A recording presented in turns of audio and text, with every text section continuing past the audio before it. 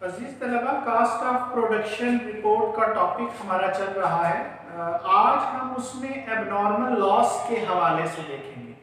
Last lecture में हमने loss देखा कि नॉर्मल है या एबनॉर्मल है, फिर normal loss eight the beginning की ट्रीटमेंट हमने की थी, जिसमें हमने एडजस्टेड यूनिट कॉस्ट कैलकुलेट की थी। तो इसमें हम ट्रीटमेंट करेंगे ऑफ एबनॉर्मल लॉस।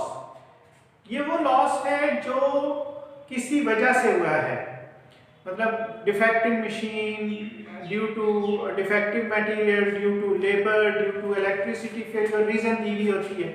या मैंने आपको बताया था कि परसेंटेज क्वेश्चन में दी हुई है, उस परसेंटेज से ज्यादा हो गया, और अगर परसेंटेज भी नहीं दी हुई तो 10% से ज्यादा जो लॉस होगा वो आपका एबनॉर्मल लॉस कंसिडर होगा। अब एबनॉर्मल लॉस का effect cost of production report पे क्या पड़ेगा, उसमें पहले तो आपने जो चेंज लेके आनी है वो अपनी इक्विवेलेंट प्रोडक्शन के अंदर। ट्रेडिशनल कंप्यूटेशन में हमारा फर्स्ट स्टेप होता है इक्विवेलेंट प्रोडक्शन। तो इक्विवेलेंट प्रोडक्शन का फार्मूला थोड़ा सा चेंज होगा। ये नया फार्मूला मैंने यहाँ पे लिख दिया है। यूनिट्स कंप्लीटेड हैं, यूनिट्स इन प्रोसेस जिन पर अभी काम हो रहा है, और डिग्री ऑफ कंप्लीशन, इस पे हम काफी बहस कर चुके हैं। इसमें मजीद ऐड हो जाएंगे जो यूनिट लॉस हुए हैं।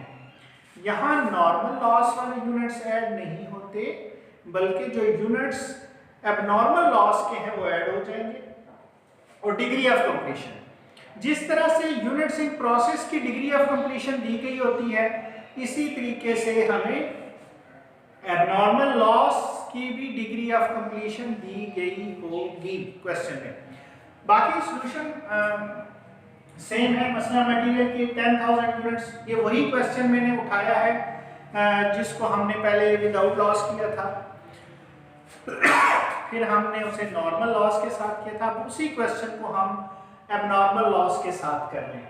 तो 10,000 यूनिट्स हमारे कंप्लीटेड हैं। 4,000 यूनिट्स मटेरियल 100% है, क्योंकि मटेरियल के बारे में स्टेटमेंट दी गई थी कि materials are added at the beginning of the process. Material सारे का सारा शुरू में लग गया, तो इसका मतलब है कि मटेरियल 100% है।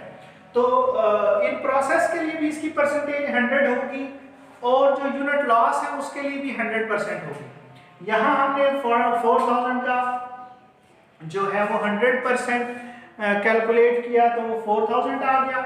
1,000 का 100% कैलकुलेट किया तो 1,000 आ गया। 10,000 कंप्लीटेड थे, प्लस 4,000 14,000 प्लस 1,000, तो ये 15,000 हमारी मटेरियल की इक्विवेलेंट प्रोडक्शन आ जाएगी।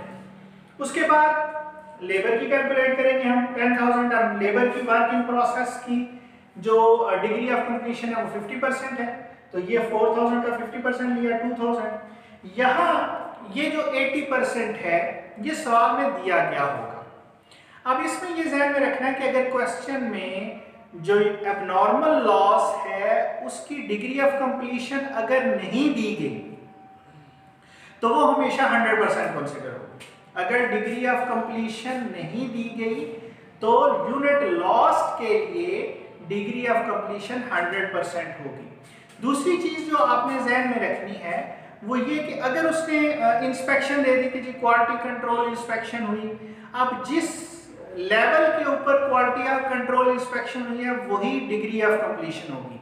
मसलन 80% पे अगर जो है वो हमारी क्वालिटी कंट्रोल इंस्पेक्शन हुई तो डिग्री ऑफ कंप्लीशन 80% कंसीडर हो जाएगी। तो ये आपने ध्यान में रखना है। अगर उसने सवाल में degree of completion lost unit की दे दी तो जो दी है वो यूज करनी है। अगर उसने नहीं बताई तो वो 100% होगी।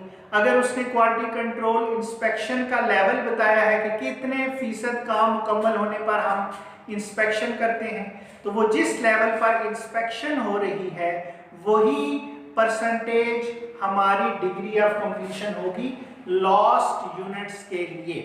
ठीक है जी, तो ये हम इसको सॉल्व कर लेंगे। ये 10,000 कंप्लीटेड है, 4,000 का 50% लिया, 2,000 आ गए, 1,000 का 80% लिया, 800 आ गए, तो ये तीनों को जमा किया तो ये 12,800 यूनिट्स जो हैं वो आ गए। इसी तरह फैक्ट्री ओवरहेड की ले लेंगे हम। 10,000 ये डिग्री ऑफ कंप्लीशन आपको दी हुई है, 4,000 इन प्रोसेस एंड 25% लिया, 1,000, और यहाँ मैंने 80% ही लिया है। यहाँ मैं वही बात कर रहा हूँ कि क्वालिटी कंट्रोल इंस्पेक्शन हुई 80% पर, तो 80% कंप्लीशन रेशो होगी इन दोनों की। अब सवाल ज़हन में आता है कि इसकी 100% क्यों है? तो इसकी 100% इसलिए है कि मटेरियल शुरू में ही सारा लगा दिया गया, क्योंकि स्टेटमेंट दी हुई है कि materials are added at the beginning of the process, material सारे का सारा शुरू में लग गया। अब जब वो सारा शुरू में लग गया तो वो 100% ही रहेगा। तो अब क्वालिटी कंट्रोल इंस्पेक्शन के लेवल का इफेक्ट मटेरियल पर नहीं आएगा। इसी तरह अगर materials are added at the end होंगे तो वो 0% ही रहेगी। तो उस सूरत में भी क्वालिटी कंट्रोल इंस्पेक्शन का लेवल जो है वो मटेरियल की डिग्री ऑफ कंप्लीशन पे इफेक्ट नहीं करेगा, वो 0% ही रहेगी। तो ये 80% था, तो यहाँ पे भी 80% आ गया, यहाँ पे भी 80% आ गया। तो 10,000 प्लस 1,000 प्लस 800 11,800। तो जो एबनॉर्मल लॉस है उसका पहला इफेक्ट जो है वो एडिशनल कंप्यूटेशंस के अंदर इक्विवेलेंट प्रोडक्शन पे आएगा, और हम एबनॉर्मल लॉस के जो यूनिट्स हैं वो इक्विवेलेंट प्रोडक्शन में ऐड करेंगे, इक्विवेलेंट प्रोडक्शन में ऐड करेंगे, और इस इक्विवेलेंट प्रोडक्शन की मदद से हम जो है वो यूनिट कॉस्ट कैलकुलेट करेंगे। जी, तो पहला इफेक्ट तो हो गया जो हमने एडिशनल कंप्यूटेशन के अंदर इक्विवेलेंट प्रोडक्शन को चेंज किया, उसकी मदद से नई यूनिट कॉस्ट कैलकुलेट की। अब हम थर्ड स्टेप पे आते हैं। थर्ड स्टेप है हमारा cost to be accounted for as follows. Second step के अंदर कोई चेंज नहीं। पहला क्वांटिटी स्केड्यूल, दूसरा cost charge to the department, ये बिल्कुल सेम है। इफेक्ट आ रहा है चौथे स्टेप के अंदर और तीसरे स्टेप के अंदर। चौथे स्टेप पे मैंने बता दिया एडिशनल कंप्यूटेशन में जो इक्विवेलेंट प्रोडक्शन है वो चेंज होगी, ज़रा वो चेंज होगी तो आपकी यूनिट कॉस्ट भी चेंज हो जाएगी। अब उस यूनिट कॉस्ट के जरिए आपने थर्ड स्टेप को कंप्लीट करना है। मैंने यहाँ पे कैलकुलेशन कर ली, पहली लाइन आपकी वही है, cost transfer to the next department. अब 10,000 यूनिट हमने ट्रांसफर किए, मेरे पास नई कॉस्ट आ गई और ये उसकी टोटल वैल्यू निकल आई। अब यहाँ आपने हेडिंग देनी है कॉस्ट ऑफ एबनॉर्मल लॉस। जो यूनिट लॉस हुए हैं, जो एबनॉर्मल लॉस के, वो यहाँ अब शो हो जाएंगे। फार्मूला ये ऑलमोस्ट वही है जो वर्क इन प्रोसेस का है, कैलकुलेशन भी ये ऑलमोस्ट वही है जो हम वर्क इन प्रोसेस में करते हैं, उसी तरह से करनी है।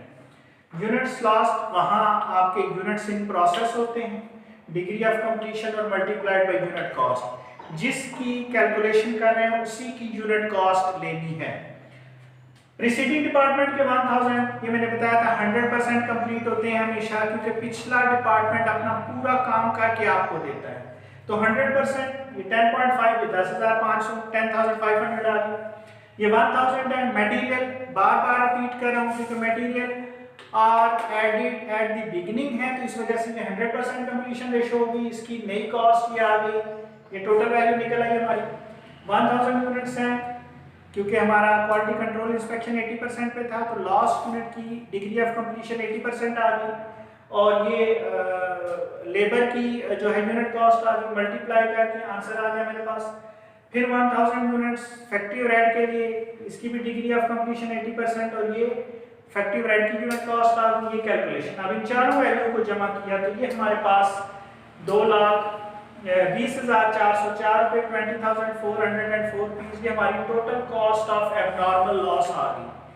इसके बाद वर्क इन प्रोसेस, यहाँ आपने पूरी कैलकुलेशन करनी है जिस तरह ऑलरेडी हम कर रहे हैं।